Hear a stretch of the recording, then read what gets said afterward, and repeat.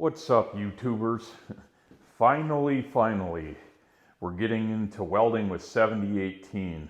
At this point, the videos are going to start to pick up the pace a little bit because it's going to be less on how to weld and more of what you should be looking for with a particular rod. So the basics of stick welding, if you don't know how to stick weld at this point, then this is not the video for you. You should go back to my previous stick welding how-to videos. So today we're going to be dealing with 7018 rods. I got a bunch of test metal here, plates that we're going to be welding on. We're going to be using 332, 7018s, and 1/8 inch. And our material size is going to be 1/8 inch steel as well as 1/4 inch. And we're going to be doing lap welds, fillet welds, and outside corner joints. So let's get things rolling on this 1/8 inch material. I'm going to tack it with I think a 6013 or 6010. I'm not sure what this is.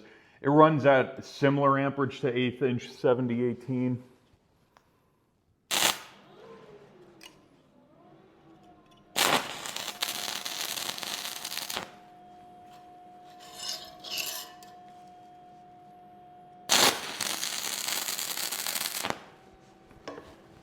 Definitely 6013 by the smell. So we got our lap weld set up. Now I'm going to weld this one. Well, you can see my hand position without a shield in front of the lens, and then we're going to get some arc shots of the next one.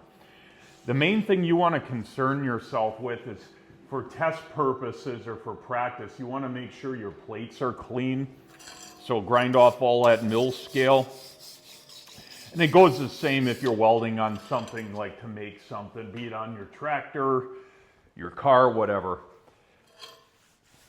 With 7018, I find that if you strike ahead of the end of it and then bring the arc, long arc it slightly over, and then weld through it, your starting porosity is going to be less. Now, in the previous videos I uploaded on 7018, I didn't really have too much porosity at the start of the welds, but it is very common, especially if your rods have any moisture in them. To get that right at the start, you'll get a bunch of holes in your weld. So by striking ahead of it and then dragging it back real quick and long arcing it slightly, that'll help. But yeah, so let's do a weld, take a look at it. 90 amps we're at.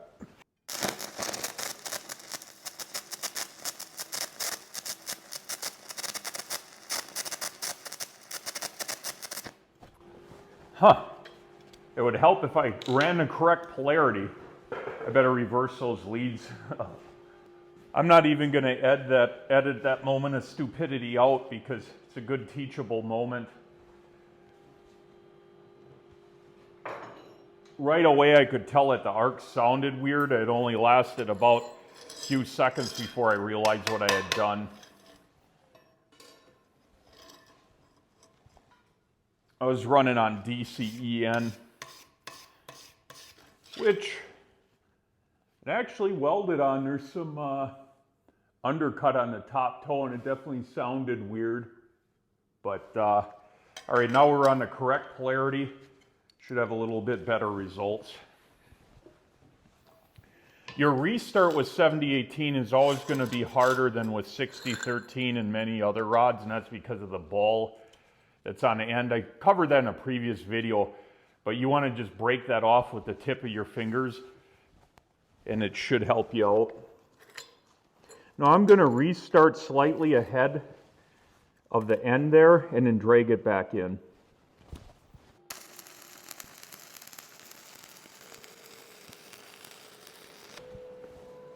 Wow, just finished that one. And running a little hot near the end, as you can tell. That rod was getting pretty hot. I'll let that cool down. We'll take a look and then we'll do the other side. So let's take a look here. As you can see, ran the wrong polarity at first, DCEN. It actually ran okay. And then I restarted and tied in there. Now, we got a couple issues with this. One is I didn't fill it all the way up to the plate, so my travel speed was a little bit too fast. My amperage was a little bit high. As I got to the end, it kind of blew out the end. Now, the rod, I was burned down to like virtually nothing, which, oh, here it is. Anytime you get near the end of a rod like this, the rod heats up so hot that it doesn't help things when you're already running a little bit hot. So based on this, what I'm going to do is I'm going to down the amps to about 85, let this cool off a little bit more, and then we're going to run the lap weld on the other side and take a look at it and see if we can improve. I apologize, this is a little bit out of focus, all the rest of them are better. But the main thing you want to focus on here is how I'm slowly dragging that molten eye and letting it fill in. You're going to notice I'm pretty inconsistent. You're going to see the electrode wobble up and down a little bit. You're going to watch the puddle kind of hit the top plate and bottom a little different. But just focus on what you can see there, and then, like I said, everything else is better.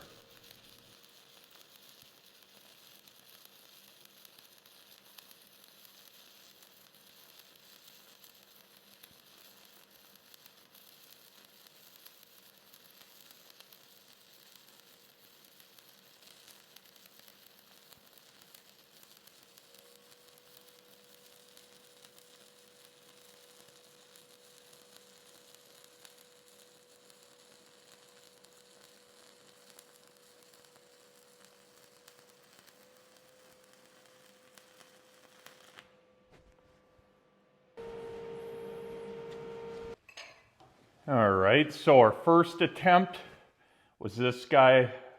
Didn't really fill it up high enough. You can see where it's kind of below the top plate. Second attempt, a little bit better. Crested up over to it or to it for the most part, but you can still see quite a bit of inconsistency. Now, if you watched in that arc footage, you saw that there were travel speed irregularities. The rod was kind of bouncing around. Some of that's simply trying to weld around this camera is a pain, but you saw that there was some inconsistencies there. Well, it's reflected in the weld. So now let's take what we've learned so far, clean that off, and what I'll do is we'll tack another plate up, and then we'll run 2 more passes and see if we can't straighten all of that up. It also helps, if you look here, see how there's no gap there? And then if I hold it tight here, for the most part, no gap. If on this thin a plate, if you end up getting gaps like this, it's going to be a pain to weld. I mean, no matter what with stick, because you know the amount of metal you need to deposit as you're going changes, so it becomes infinitely harder. Anytime you can weld it with no gap, get it to where there is none, that's the way to go. All right, let me get these tacked up and let's weld them. So this footage is far better, a lot clearer, and you're gonna see that molten eye is so distinguishable from everything else, and I'm just gonna slowly drag that along while I'm welding.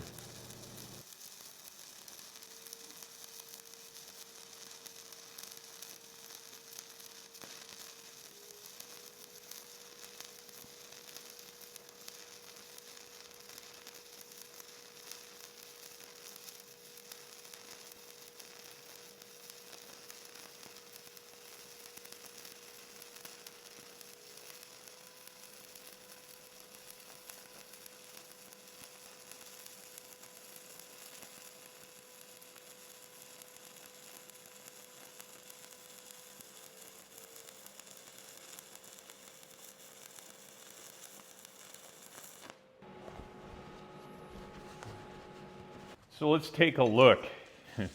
I grabbed a 6013 1/8" rod by mistake, restarted, and whoops. Once I got the flux running right, it was all right. So in the arc shot, you probably saw me start to oscillate a little bit up and down, and I started that about right here. And you can see how much better it tied in, and still didn't quite make it up to the corner, which is going to be a little bit tough with a 3/32 rod on this material. But this is okay. Again, a little bit underfilled. there was quite a big gap between this plate and that plate, but this part here is what we should be aiming for, minus the 6013. So looking a little bit better overall. Let's flip it over, and you can see there's no gap here, so now I got no excuse to nail this. So I'll start over here, and we will weld through it and hopefully do the best job yet.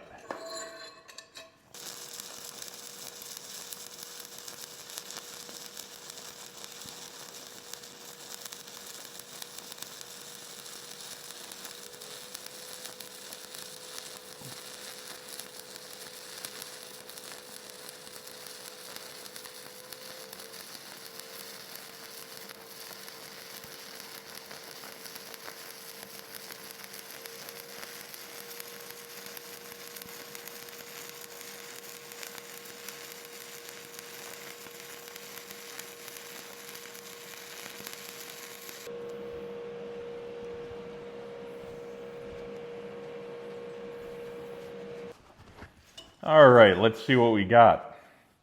This is the most recent one. As you can see, we fixed most of the issue of like underfill and not wetting it out, or not really wetting it out, but filling it up to the edge. This is really what you should be aiming for. You see how nice and clean that is?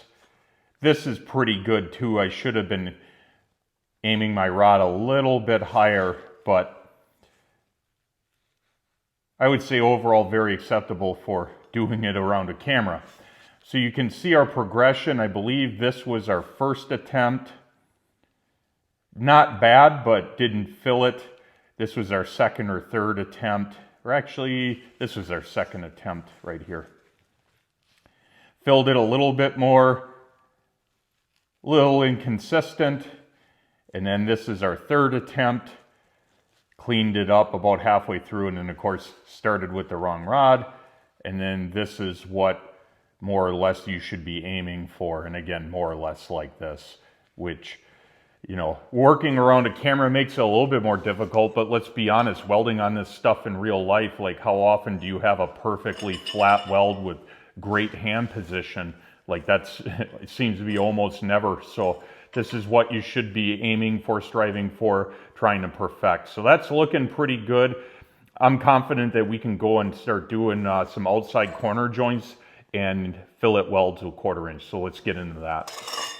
So here's our test setup. We got 1/4 inch plates, welded it in a fillet weld flat position. We're going to be using 1/8 inch 70/18s. Now I welded this offset for a particular reason, and that's so that I can weld this plate on the back like this, and then we can have sort of 2 outside corner joints to weld and practice on. Now, is it going to be a perfect outside corner joint? Absolutely not. However, rarely in real life is everything perfect for you. So having 2 different angles on outside corner joints to try and weld will provide you better practice, I think. Now, this offset, because there's so little metal on this side of it, it's going to take less amperage to weld that than it would on this side where we have more metal to act as a heat sink. So this side I'm going to run at 120 amps, and then this side I'm going to, once it's cooled down, I'm going to crank it up to 130 and run it. Pay attention to how, despite as the rod has a decent angle to it, that the molten puddle's favoring the bottom plate. A lot of that simply because that plate got a lot hotter because there's no heat sink effect, so the molten puddle wanted to head there rather than the top plate.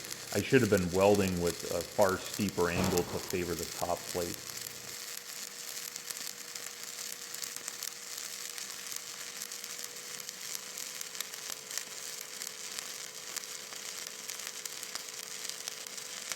Not sure if you heard that while I was welding. Hopefully the video picked it up, but something like fell behind me. I don't know, poltergeist or something. I'm in a pretty big old building by myself here, so who knows, maybe it was a rats coming out of the woodwork. Anyways, ooh, that's still actually a little bit hot. So this welded pretty decent. I did, however, start the rod a little too low, and if you look at this, it way tied into the lower plate more, which it didn't help. that the plate heated up, so it just naturally, the heat and the metal wanted to stick there. I readjusted my arc angle to try and push it up more, but honestly, it just didn't help it. So that's something, a little teachable moment there. Had I been thinking about the difference in heatsink, what I really should have done is came in closer to flat rather than an angle like this, and that would have helped push it a lot more up to this top plate. The other side really won't have that problem like this. It's just simply there's not enough heatsink. The other thing that you want to be looking for here, if you see the heat affected zone line, you see how even that is start to finish? That's exactly what you want to see. If you see increases and decreases in that, that's telling you that your travel speed is inconsistent. Like you might see, like this has the same thing, very consistent. Maybe there's one on here. Well, it's a little hard to see now that it's all oxided, but that's a really good indication that your travel speed, arc gap, your heat input is all very consistent. That's what you want to see. So I'm going to get set up, and yeah, you can even see it on this side. So the end, clearly a little bit hotter. I believe that's the end. Yeah. Little bit hotter, and then the heat input increase. So because you're nearing the end and there's nowhere for that heat to dissipate, it's going to increase the heat input. Also, you got a little buckshot there, a little bit of spatter. Not a problem. Yeah, so let me brush this up and then we'll weld it.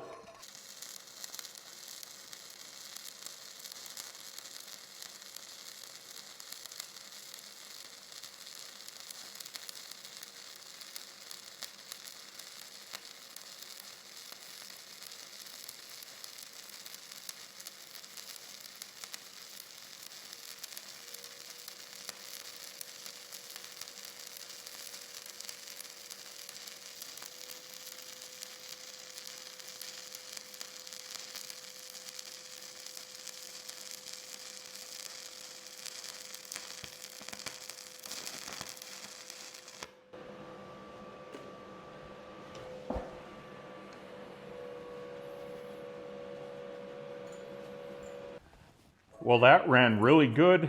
Had some arc blow at the end. You probably saw it in the video. About the last 3/4 of an inch, all of a sudden it just puddle blew up. Maybe there was water trapped under that. Who knows? The rods I'm running for this are older and weren't kept in a rod oven. That could also play a role. Not really a whole lot I could do on that case other than fool with the ground cable. But let's take a look at this. Even with the arc blow, other than a couple buckshot BBs there, it's looking real good. I don't see any evidence of undercut. The top toe just has a little bit of slag left on it, but it pretty much peeled itself. Now my rod angle is still a little bit off. You can see I tied into the bottom plate more than the top, so I should have came in closer to flat, which, you know, again, camera in the way, it's a little hard to do that, but that's exactly what you want to see with fillet welds. Just try and aim a little bit higher on the top plate to hit that, more so than I did. But as you saw in the arc footage, the 7018 is so easy to see the molten puddle, and that's the primary reason I think a lot of people run it, besides the fact it's stronger than like a 6013. It's just so easy to see the molten puddle. Not to mention it makes really nice, clean looking welds. I mean, I'm a big fan of the welds it produces. So with that done, let's tack up this. Now, let's see here. Yeah, I'll tack it up here. So we'll have one actual outside corner joint, a pretty steep one, but we can weld it. And then we'll have one that sort of becomes a butt joint. But like I said, real life often requires you to weld unconventional joint style. So for practice sake, I think this is just fine. So I'll get it tacked up and then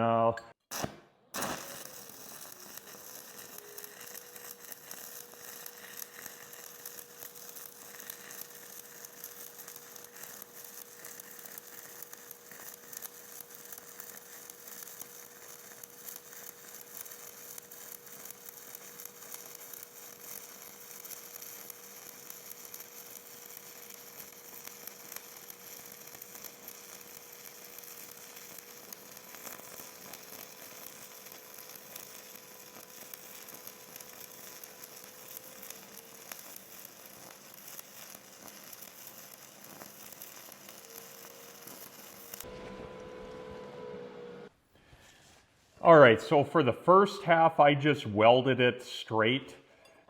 Now you can see the weld itself is not as wide as these two plates are, which on 1/4 inch, you're never going to be able to run a single pass with an 1/8 inch rod on an outside corner and get it to fill. So about at this point, I started doing a little bit of a weave, and I hate to call it a weave, it's more of an oscillation, and that was in order to fill it up edge to edge. So you have that option. As you can see, I'm pretty close to the edge. Had I done that the whole way, it would have filled it out nice like this. Now there is a practical limit, like you don't want to sit and do this like 1 inch wide, because the metal that you're depositing, the grain structure is going to be poor. So a general rule of thumb is whatever your rod width is, only weave about twice as wide as it. And you can see this is about the limit of this rod. If you go out and weave it from here to like here and back, you're going to end up, well, you're risking slag inclusion. And like I said, the amount of heat input goes up, which causes poor grain structure. But yeah, so in this case, with this, I would probably do another pass over the top to get that to flush out. I mean, from a strength perspective, this is pretty strong, but obviously this is 1/4 inch plate. This weld is nowhere near 1/4 inch and thick. You can see the profile here, doing the weave much better over here. Or you could do a single pass with 332 rod and then 2 on top. You have any number of options. The whole goal is that your weld and your metal that's joined here is the same thickness as the base metal. So this is getting close to what it is. That's a little bit under. Not a big deal. We're learning here. Now for this, I'll do the same thing. And actually for this, let's see. I think a single pass of at 130 amps. I'm going to up the amperage a little bit. We've been running 120. I'm going to run it at 130, run it a little bit hotter, and just single pass this. I think that would be acceptable for strength. And you do always have the option of beveling the plate a little bit and then using like a 332 rod for your first and then capping it with a second pass at 1/8 inch. There's all sorts of numbers of ways you can do this. So you want to be thinking about stuff like that. You want to set yourself up for success, not failure.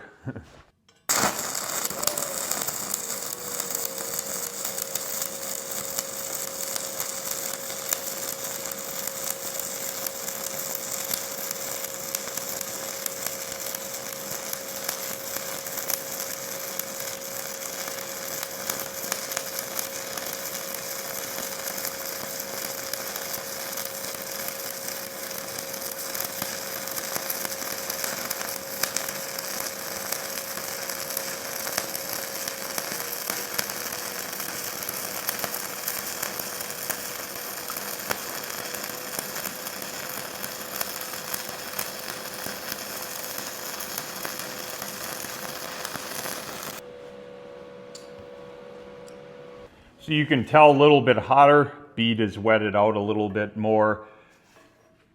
My consistency on rod position was a little bit off. As we approached this plate here, you can see I was a little bit closer at the start than here. I drifted a little bit away. Again, overall not too bad. In ARC footage, you would have saw the puddle, getting close here. Part of the issue here, the smarter thing to do would have been to do a bevel on the plate and then weld it with a single 3/32 rod and then gone over it with 1 pass at 1/8. I think that would have been smarter. It would have been more or less flush after the first pass, and then the second pass would have brought it out a little bit more even this way. But yeah, I mean, that's the thing with welding, is that there's no perfect situations, and very, very few things that you'll weld on are going to be just as simple as welding on, flat plate and whatnot, which is kind of the point of me doing this. So yeah, looking pretty good overall. Let's wrap this up. Let's cap this video. Well, what did we learn today?